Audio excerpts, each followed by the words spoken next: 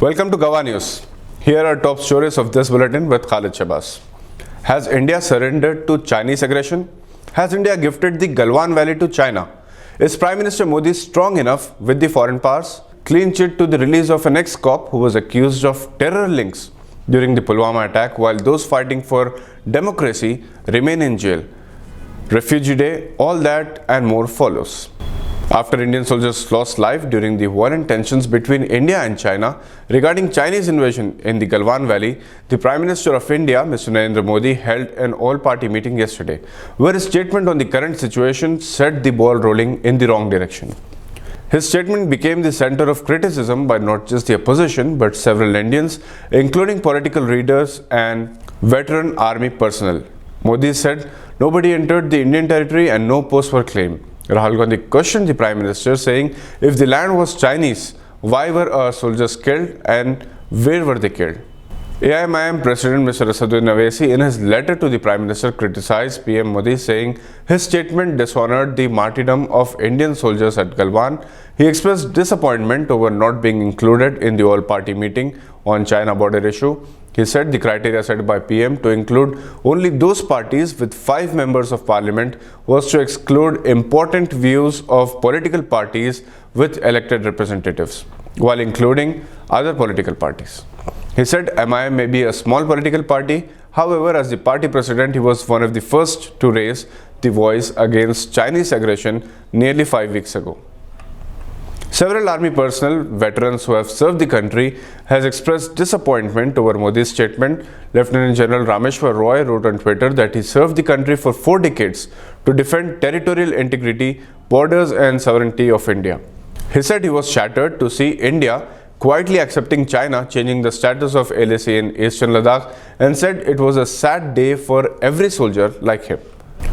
Criticism is rife on social media on why Indian soldiers lost their lives. If, according to Modi, no one intruded Indian territory, did Indian soldiers enter into Chinese territory and lose lives? People questioned. Veteran Congresswoman Sonia Gandhi questioned the opposition if this was a failure of Indian intelligence. In an article published in the print, Shivam Vij writes, Modi showed a keen interest in foreign tours after being elected as a Prime Minister in 2014, but his foreign policy puts Modi first and India second, a narrative which also helped him further himself as Modi brand and gain him an advantage in elections. According to the official statistics, the Prime Minister Modi and Xi Jinping met nearly 18 times, including 5 occasions where PM Modi visited China. Despite the Make in India narrative, he seemed to believe in China. Contrary to Mr. Modi's assertions of his personal friendship with foreign leaders, China seems to believe otherwise. But he is an easy trap by foreign powers. Prime Minister Modi mixed India's foreign policy with domestic politics, particularly when addressing the Kashmir issue in Parliament. Home Minister Amit Shah made a statement on Oxygen. Magsaysay Award-winning journalist Ravish Kumar questioned the lack of zeal India has shown in fighting China as opposed to fighting Pakistan for Pulwama attacks. Speaking about Pulwama reminds of an ex-cop, Davinder Singh, who was accused of terror links and arrested with arms and ammunition. The government of India on Friday gave a clean sheet to Davinder Singh. Davinder Singh is the same person who was mentioned by Afzal Guru in his statement to the lawyer. And the Delhi police did not file a charge sheet against him for 90 days despite his involvement in the Pulwama attacks at that time. It is ironic that people with serious terror allegations are given clean sheet and those fighting for fundamental and democratic rights like the 23-week pregnant Safura Zargar continues to be behind bars after the government used UAPA law to incarcerate her.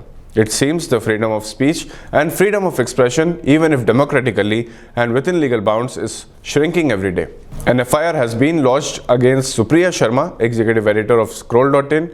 In a report published on Scroll.in, Supriya presented a first-hand report on the situation in Prime Minister's constituency during the lockdown.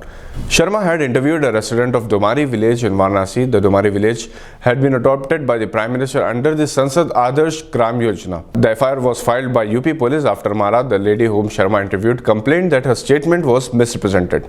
Recently, an FIR was also filed against Vinod Dua.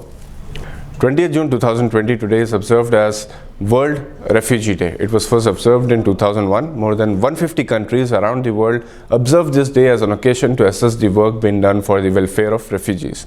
Currently, there are 70.1 million persons around the world who have taken refuge in other countries due to various reasons. 26 million people are officially recognized as refugees, and half of the refugee population is younger than 18 years. 21st June is observed as Father's Day around the world. That's all for now. See you in the next video. This is Syed Khalid Shahbaz for Gawah News. Thank you for watching.